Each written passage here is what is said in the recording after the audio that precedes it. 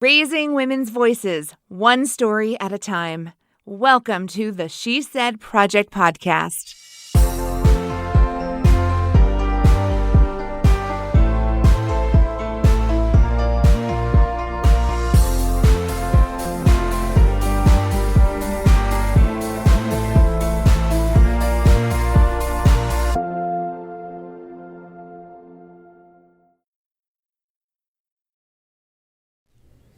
Well, hello, and welcome to another episode of the She Said Project podcast.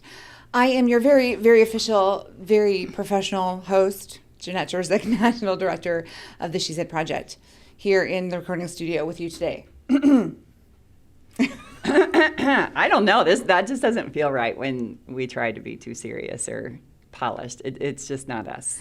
You don't think we can pull this look off, like being all You can pull the look off, but when you studio? change your voice and you start giving like your newscaster face, it just doesn't feel right. It's not me. Yeah.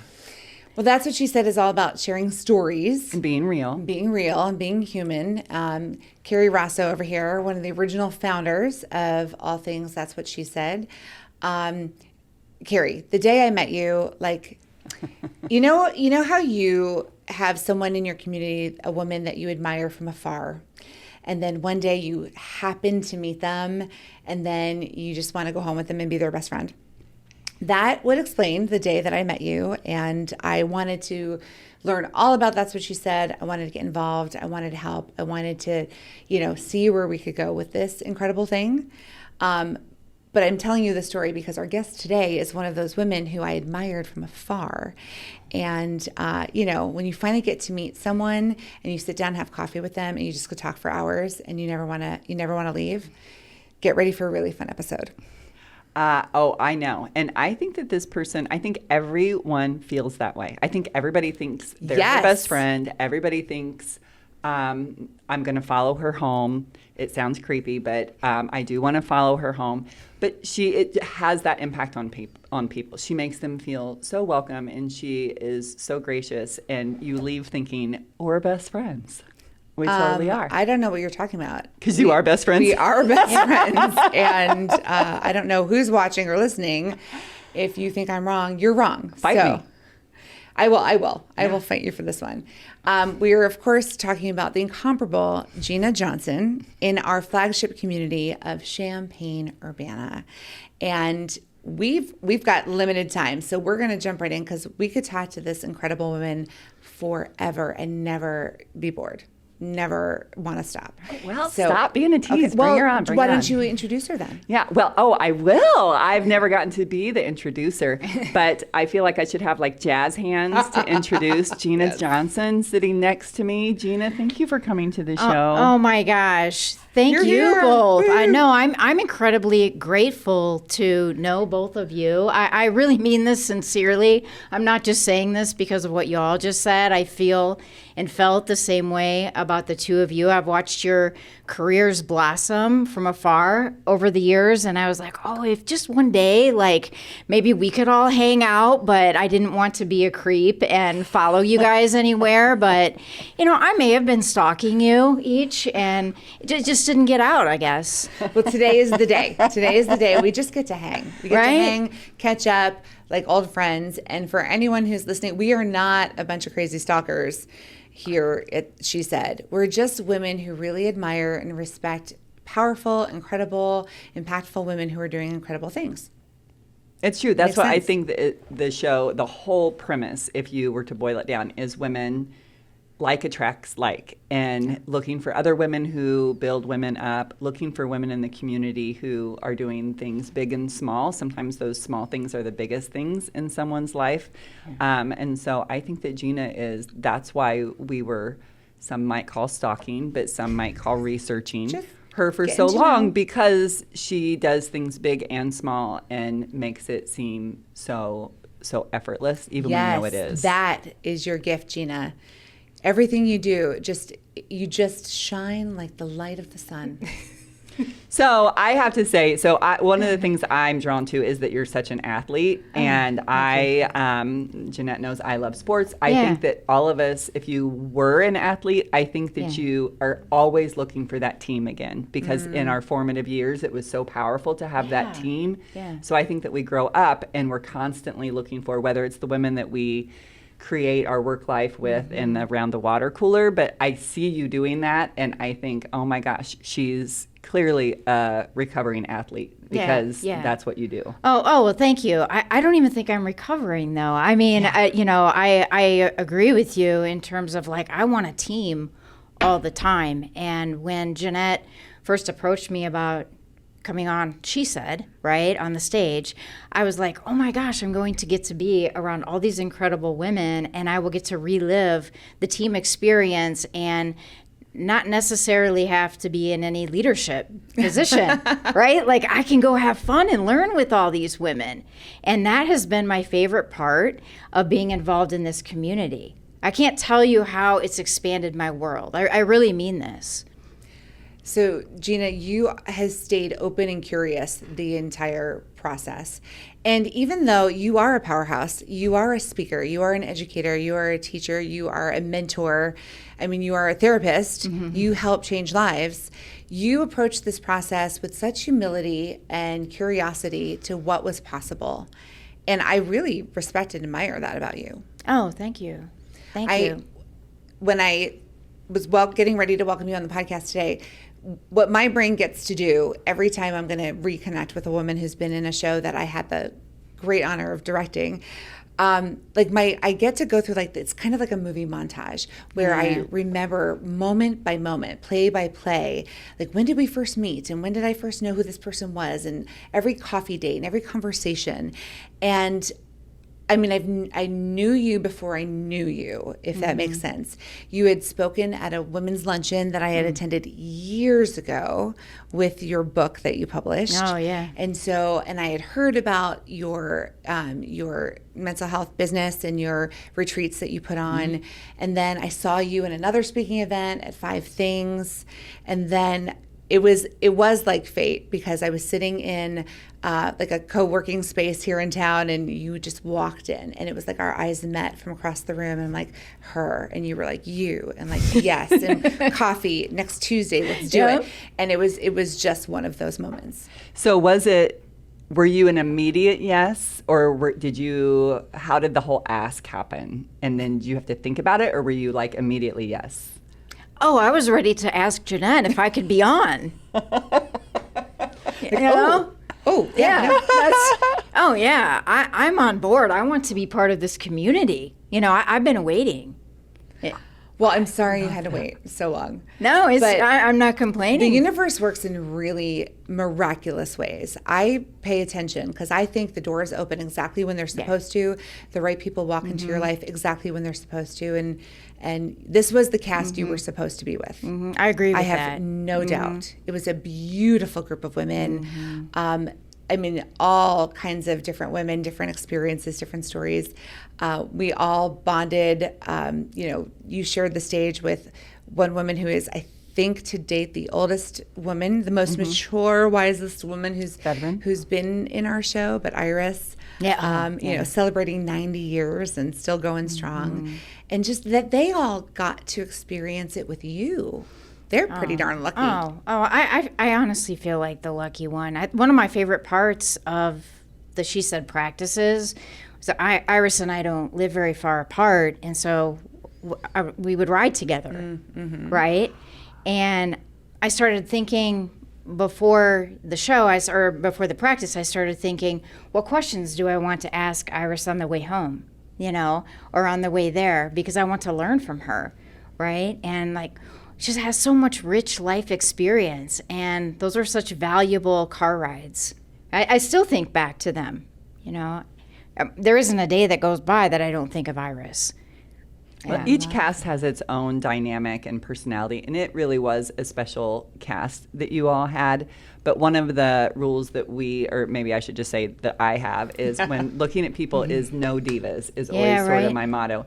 And we've been so lucky, and maybe it's a stereotype I had, that there would be divas, because we have been so lucky. But the cast, that is what always is my favorite part to sit back and watch, is the cast connections with each other. And so you've got Iris, but do you still keep in touch with other cast members? Oh, yeah, definitely. Callie's coming to our house. Her and her wife are coming to our house this Friday for dinner. So, absolutely, yes. I think I've talked to all of them, several times a month in different capacities, personal and professional. And I've gotten to meet people from other casts because of the opportunity where someone will say like, oh, you're She Said, and I don't think we would have ever really talked, right? And now we're getting to know each other in different ways. So yeah, we definitely keep in touch. I love that cast, and I love our group chat. Yeah. So Gina, before we get to your story, the one you shared on stage that we're going to dissect and talk about, share with our audience. So we've mentioned your mental health practice. We've mentioned that you're a speaker. Let's just share, who you are and what you do here in the community. So I own Blueprint, a mental health practice, and I like to say that we do mental health a little bit differently. We view mental health as a practice. Like Carrie said, I am a recovering athlete. I just don't think I've recovered very well because I still really want to be an athlete and want to be on the team, And I also love to train. Right? And I think that that's what mental health is all about. It's about training our nervous system and our brains and still our bodies even, So we offer classes at Blueprint. We offer improv classes too, not just the psychological skills classes. We do one-on-one therapy, but we're really team-centered there. We like to say that we have each other's backs first, and as long as we know we all have each other's backs, then whoever comes in that door is going to feel like we've got their back too. So yes, I own Blueprint with my wife Lindsay, and I also do a lot of speaking. I've taken the year off because I've been in a program in New York for speaking and thought leadership. I was really lucky to get into that program, Heroic, and I'm currently working on another book. So yeah, I get to share that publicly here first. Oh, I love Breaking news. Yeah. Exclusive. So I would normally ask you, like, where did all of that mindset come from and all these philosophies that you practice?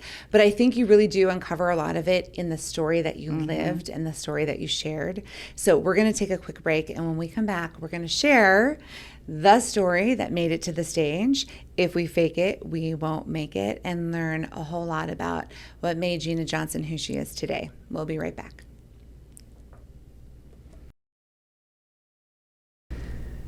All right, friends, you're going to get to know this incredible woman that Carrie and I admire so much. Please enjoy her story from That's What She Said, Champaign-Urbana 2025. Here is Gina Johnson with If We Fake It, We Won't Make It.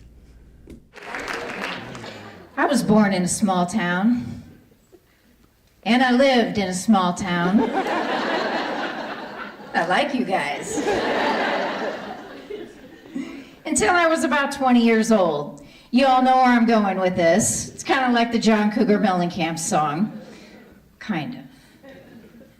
When I remember myself in that small town, I see a community of 1,600 white people, surrounded by yellow and green cornfields. I hear the roar of loud trucks heading to the bright lights of Friday night football. And I feel the excitement of hundreds of smiling faces gathering at our annual summer carnival and parade. I vividly remembered the moments that shaped who I am today. The joyful ones, the scary ones, and the confusing ones. In this small town, everyone knows everyone. We would see familiar faces at church on Sundays. I would hear folks discussing that week's sermon, what is right, what is wrong, and what is allowed in the world. I would sometimes feel shame, embarrassment, and confusion as I tried to comprehend why some of my thoughts and feelings did not seem to align with the conversations I was hearing. Even at 5 years old, I had a lot of questions. On a crisp fall Saturday afternoon, I was watching college football with my dad. I felt comfortable and safe with my dad, even understood by him. So while we were watching football, I decided to blurt out, "Dad, what happens if girls like girls instead of boys?" My dad, after a few minutes of silence, turned to me, leaned in, and with big eyes and a soft voice, said, "They don't identify with those feelings, hon." I didn't understand what he meant. They don't identify with those feelings. These feelings felt like a big part of me. How do I not identify with me? I felt like maybe he didn't understand what I meant, or maybe for the first time, he didn't understand me. My stomach churned, my face went flush. I ran outside and jumped on my bike. I tried really hard to pedal away from my feelings, to pedal away from being seen. The only suspicion I had at this point of my gayness, it's okay to laugh, was the innocent crush I had on my female kindergarten teacher. And that was enough for me to know that something wasn't right about my feelings. I was too scared to dare ask anyone else about them. Like John Mellencamp says, it was at this point I learned to fear in a small town. I learned to fear myself and to fear others discovering my truth. So I decided to figure it out on my own. I thought about it, and I decided that what my dad meant when he said, "Don't identify with the feelings," is you pretend. You pretend like you don't have the feelings. So I became really good at pretending. At first, it was simply pretending that I was invisible. I worked really hard at being small and unnoticeable. As I started high school, I looked around for any sign that it was okay for girls to like girls. I found a few references on TV, but none in my small community. Everyone must be right. It's not okay to have these feelings. I decided that if I can't be the real me, then I can get really good at pretending. And I went all in. I grew my hair long. I accepted my mom's offers to buy me pastel shirts, dresses, and I decided to date boys. I quickly learned that humor deflects any real connection.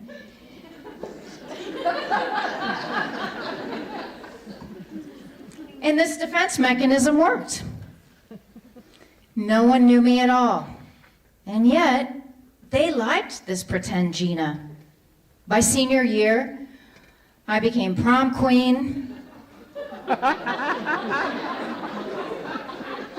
I said all in.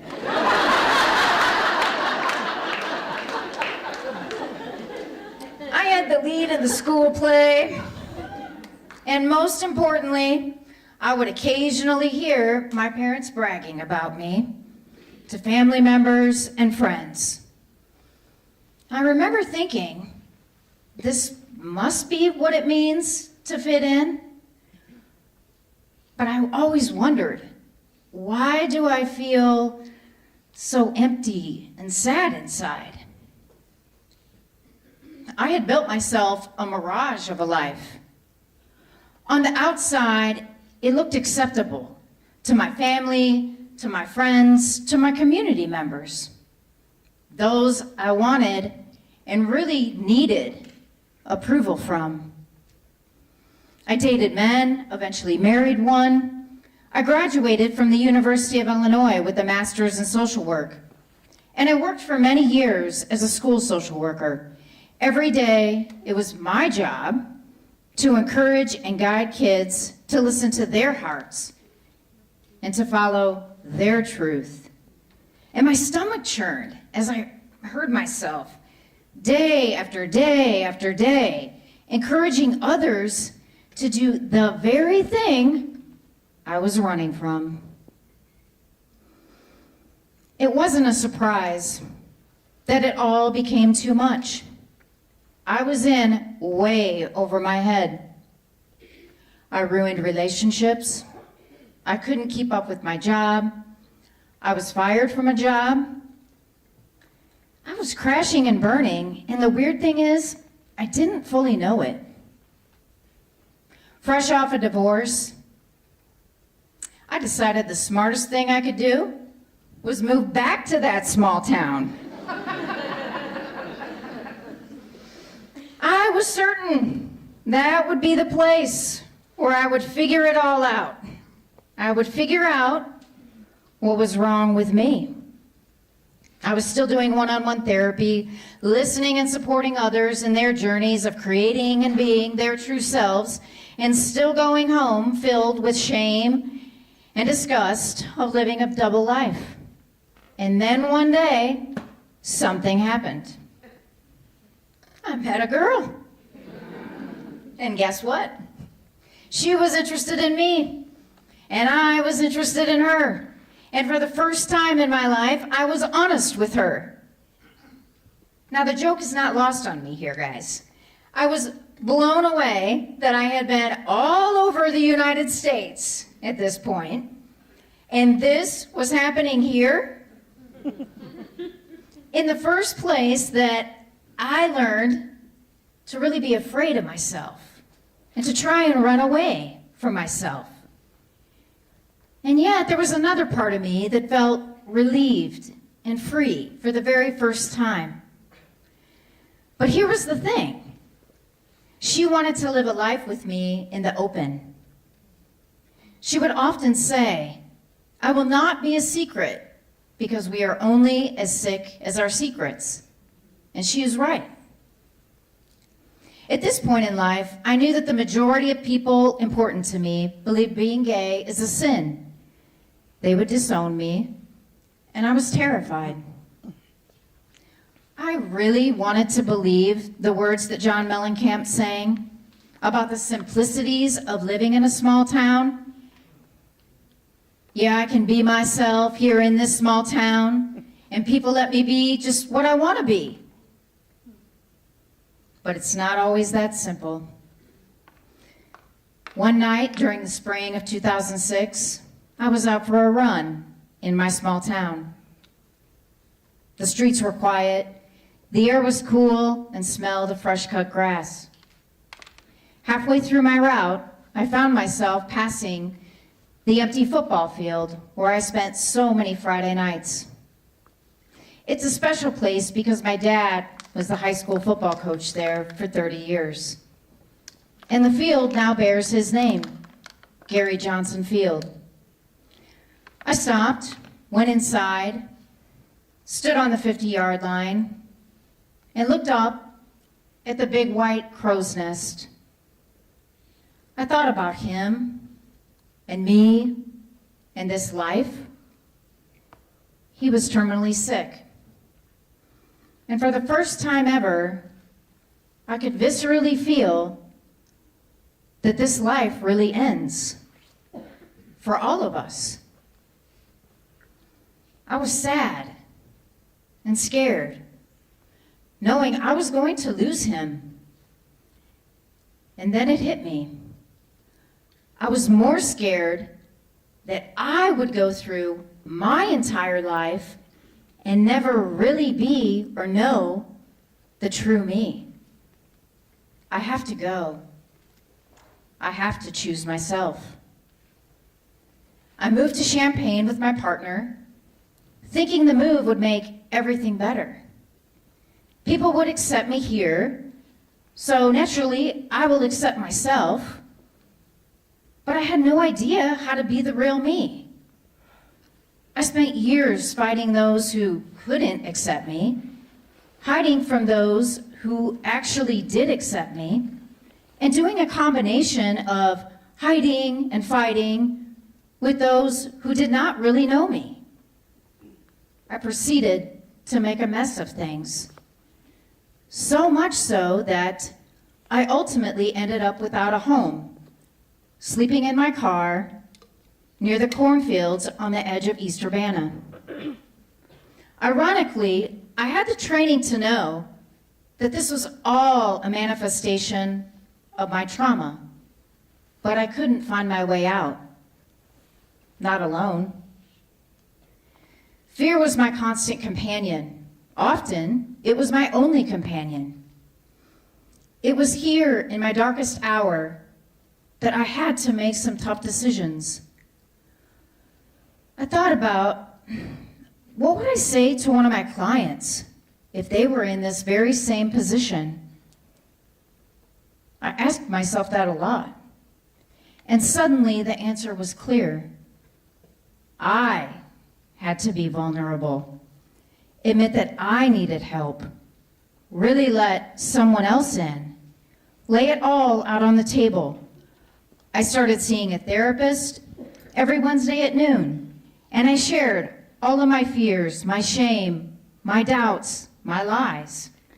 I gave every secret that I was conscious and aware of to David, Wednesday after Wednesday after Wednesday, for 8 years, and he gave me unconditional love.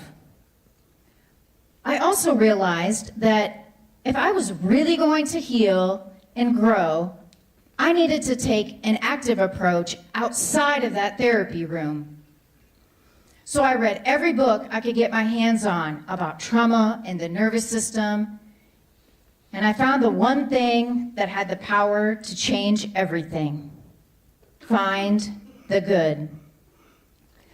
Look through and feel all of the pain and the confusion and the suffering, and find the good.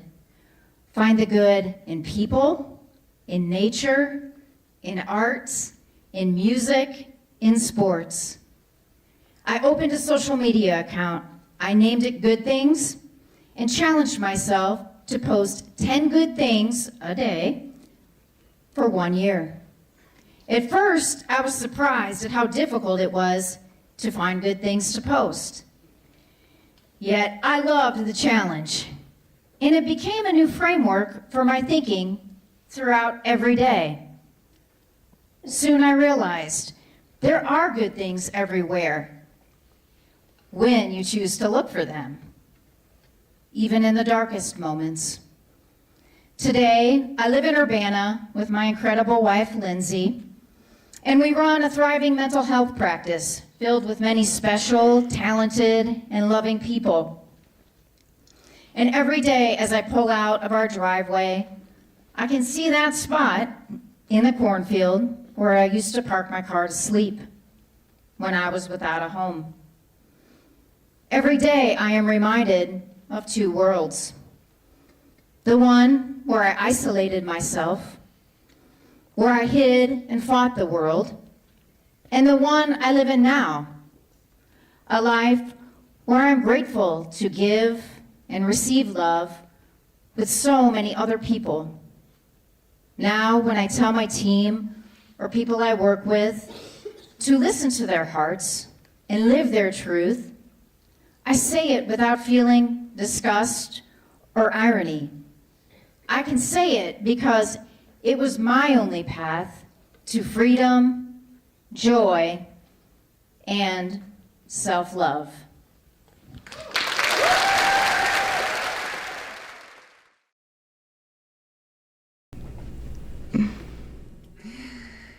Gina, I am not kidding. I could listen to you all night long.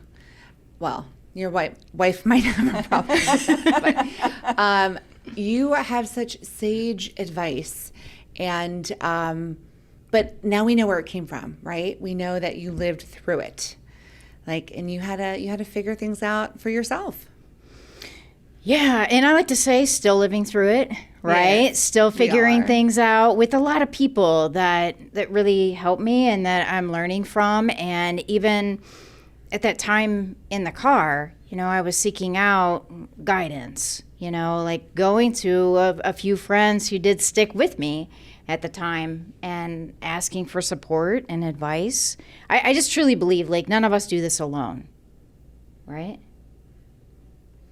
But when you came up with this concept of find the good, those are 3 very powerful words, and they have stuck with me since working with you.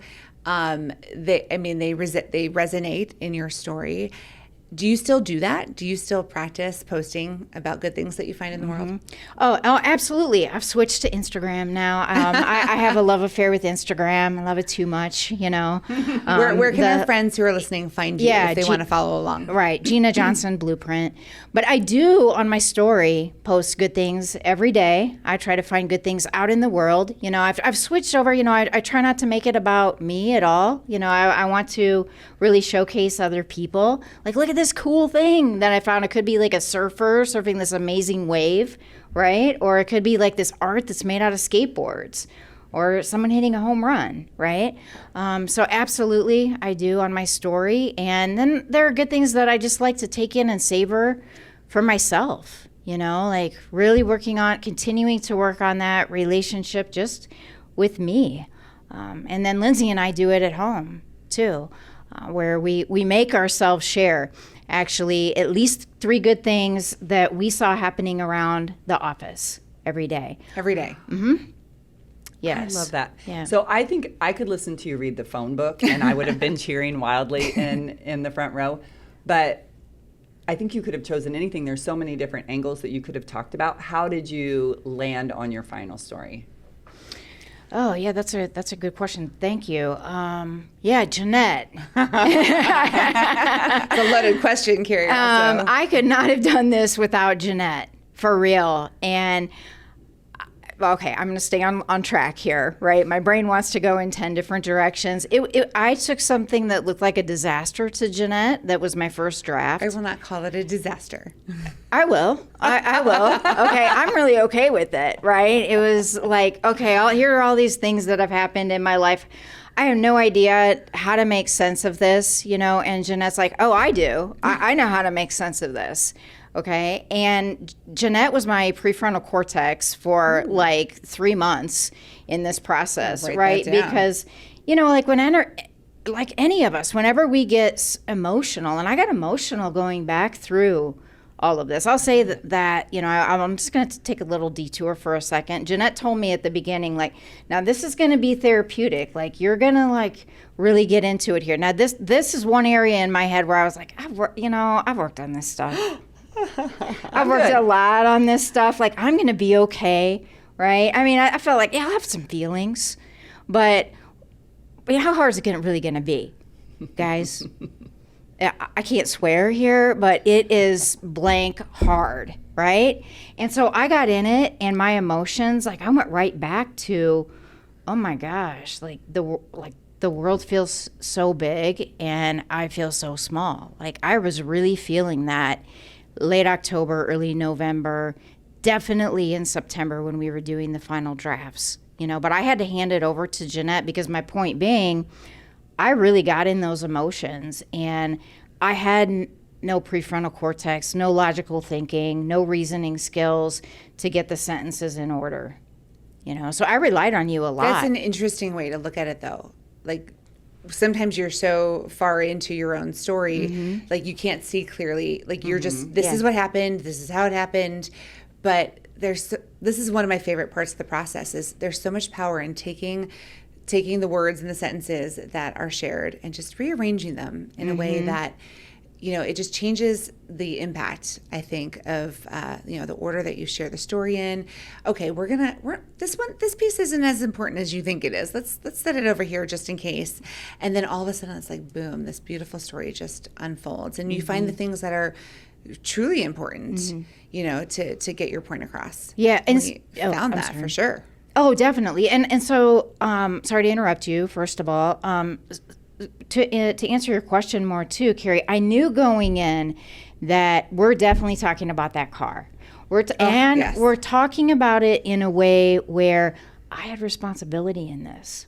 I really did. I want to say that there were a lot of people that didn't understand, right? They didn't understand in this small town, a small community, what this being gay is, and I'm not going to get into all of that right now. And then I didn't understand why they didn't understand, okay?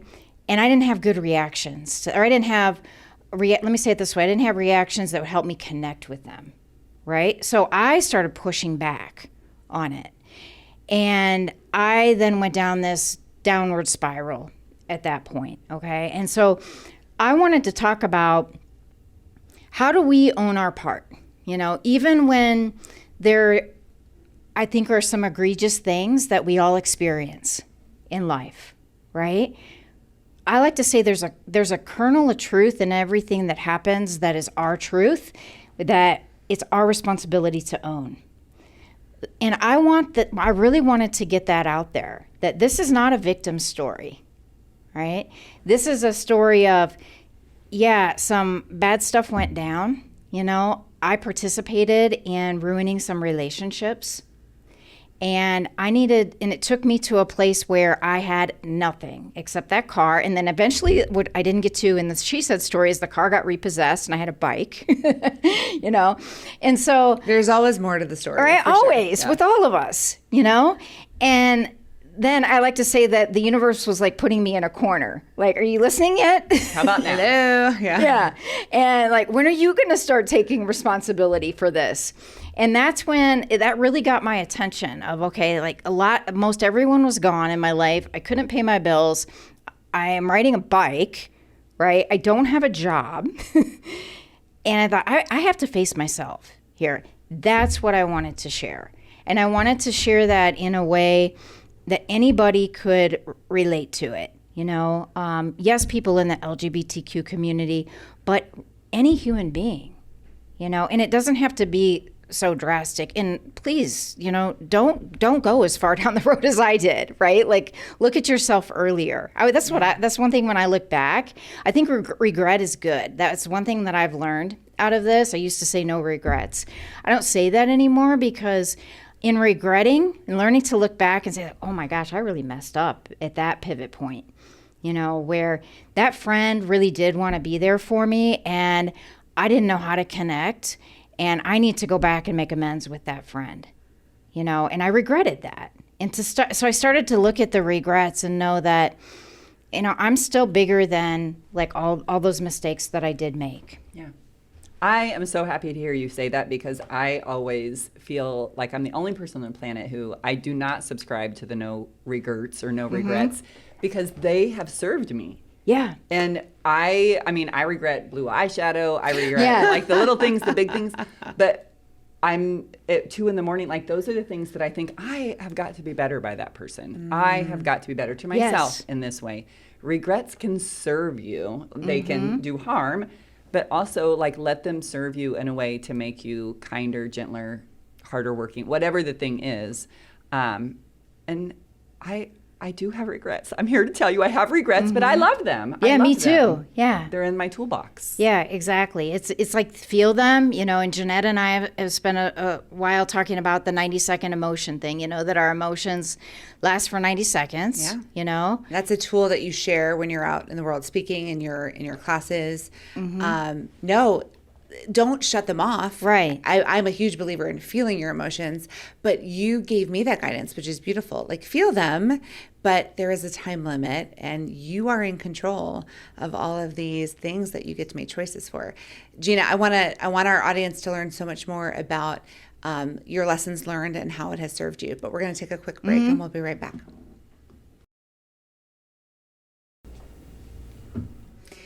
So Gina, one of my favorite memories in watching you like reveal and unpack all of these discoveries was you studied social work and mental health. Like you were learned, you were certified.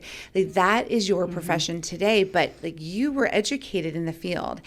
And that was one of the things you and I kept coming back to in the story writing process is every stage where you were lost or feeling like you weren't being true to yourself or living in a car, every stage of the way you were like, but you knew better. You knew you had the training, but you didn't have what was the gap that you had to close to go from what you knew to what you needed to do. Yeah, I know that intellectualization, right? Yeah. Like I'd intellectualized all of that, and I want to be honest here. I think I still had a lot to even learn intellectually, and still do, right? But the gap that I had to close was facing myself emotionally. Like I'd never really embodied it.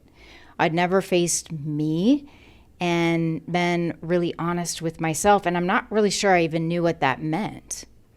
I knew that there was the big lie about my sexuality, right? But we talked before, you're only as sick as your secrets, right? And once you start telling one secret or keeping one secret, then it leads to another secret, right? I love that saying. I think it's a Buddhist saying, like, how you do anything is how you do everything, right? I say that a lot. It's so true. I mean, sometimes it gets you, right? Because it's like, oh man, yeah. It's like, oh, I didn't wipe the counter down very good. I skipped over on this. What else am I skipping over on, right? Yeah. So, really knowing that, okay, I've had this big thing that I'm hiding. What are the other things that I'm hiding? And then I'd be like, oh, I don't want to look at any of that, right? Right. It's just this thing right here in front of me. I'm just going to deal with this one problem right now. And it's like a sweater that starts to unravel. Yeah. So I knew that until I really faced that, I was never going to even truly understand the profession that I'm in, which is the sad part. I think that this is something we could have a whole other conversation about this, right? This is something that needs to be talked about more in terms of therapists. I continue to go to therapy today. I have a therapist, I have a coach. I want all the eyes on me. Give me the feedback, right? And I think that in school, traditional school, we're kind of trained out of believing that we're human. And I don't want to place blame anywhere. I wanted to buy into that. Okay, let's just put it that way. And now I really want to be part of the solution with all of that now, where it's like, no, every day at Blueprint we say, we're all humans sitting in the room, sitting in the chairs. And I say to everyone, remember, you're a human in the chair first, right? And stuff's going to come up for you. And if you need to come and talk to one of us, and then maybe you need to go talk to your therapist, like, we're cool, we'll help you. It's about you as a human first. Wow, that's really good advice. Because for therapists, is it my impression, like you sort of check you don't share your own personal stuff, you're really just absorbing a lot. And so I often think, like, what is that like to absorb, which is maybe part of the reason why they encourage therapists to see therapists, because you are the shock keeper all day. Yeah, 100%. And I think that, again, and we're kind of going off on a detour here, but that's where the profession is changing. And I'd like to think that, we are really part of that change, where I want people to share in the room. Every day we're talking about, if someone says something to you that, isn't hitting a really fresh wound or trauma, but someone's like, yeah, I totally identify with that. Even if it's like, oh yeah, like I love to go out and play catch with my son, then say that. That's how we all connect. We're human beings. And also there's the power differential shouldn't be as wide as it is in that room. Because to be vulnerable requires that other person next to you to be vulnerable too. Right. It's not a one-way street. Never. Everything you're saying speaks volumes into team building, into like this should be in all corporate training, right? How to see people as humans first. And unfortunately, it's not integrated enough. But I know you're doing your part because you're out there doing some of this kind of educational stuff. I've had your as a speaker at our women's conference, which thank you, by the way, because there are just not enough stages. I'm constantly looking for ways to uplift all the incredible women we get to meet, she said, to share more, right? They need to hear these things. And so I'm so grateful for today, how many women are going to hear this podcast and hear exactly what they need to hear today. But you always reinforce that mental health is a practice. And you have a philosophy around that totally enlightened me. So are you willing to share a little of that? Yeah. So do each of you have a toothbrush? I do, yes. I do. Yes, I do. Yeah. Yep. Yeah, I have a toothbrush too. I mean, you're well acquainted with your toothbrush, right? I mean, it's become just automatic in your life. It's become automatic in my life. And I think that that's where we need to get with mental health. We need something that signifies to us that, oh, yeah, this is the thing that I do all the time, whether it be deep breaths, or whether it be, hey, I carry my journal around with me wherever I go because it helps me to work through all of those negative thoughts that I don't want jumping in front of me in my next interaction, And I say that mental health is a practice just like brushing your teeth is a practice. Right. Once upon a time, that wasn't the norm, right? No. Not everybody had toothbrushes. And exactly. the thing about mental health, it's not visible. Like if your teeth rot and fall out, you feel it, you see it. But if your mental health isn't in check, it's not so obvious. We've got time for one more break. Yep. And then, Carrie, any last questions for Dr. Incredible Gina Johnson? Get them ready. I know. I can't believe we're coming to an end. I know. It's hard to believe, but we'll be right back.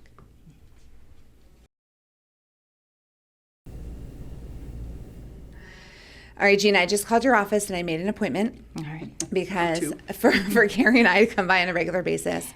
Because do you realize how valuable you are as a person, as someone who contributes to this community? Do you see it?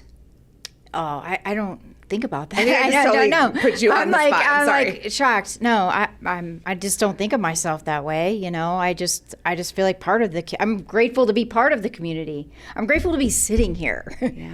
Okay, that is how I feel. That's how I see it. And I wouldn't have it any other way because I just want to be connected with everyone. Like I want to know your story, Jeanette. I want to know Carrie's story. But that's your gift, Gina. Not everyone that you meet that, you ask for advice or, that is a thought leader and has something brilliant to share, they don't turn it around and go, now tell me yours. Not everybody does that. That's what makes you highly unique. And what you and your wife have built in this community, like you are changing lives. You have a philosophy on mental health that is powerful and unique.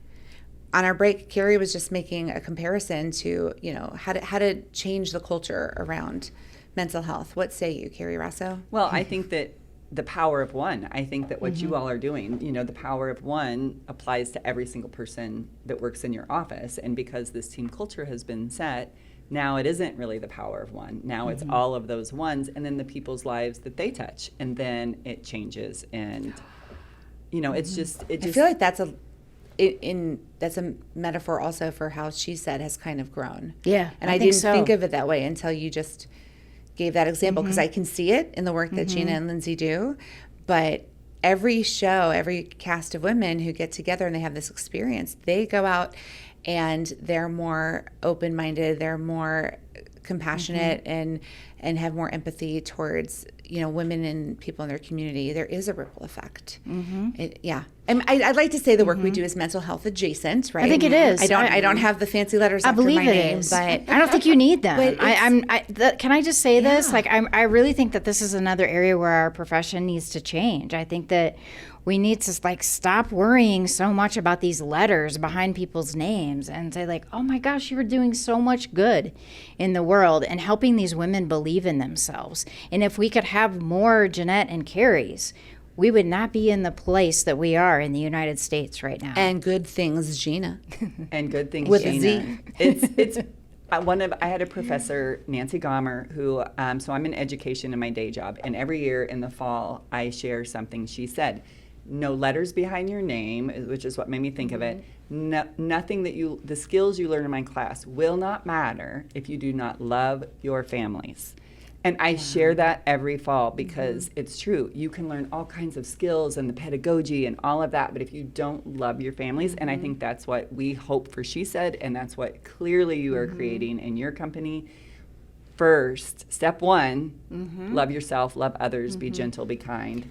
Yeah, and can I add one thing to that? I think that's where we've missed a beat in our culture. We went right to, okay, we all need to love ourselves. I believe that. And I believe so many people, because I was one of them, it's like, well, where do I start? Like, how do I even have a relationship with this? You know? And really that's what we're trying to change. Like, it's not that hard or fancy to understand your nervous system. And then to understand, like, oh, what are the meanings that I'm creating in this moment right now? What are the narratives that I'm creating? And then how do I feel about myself?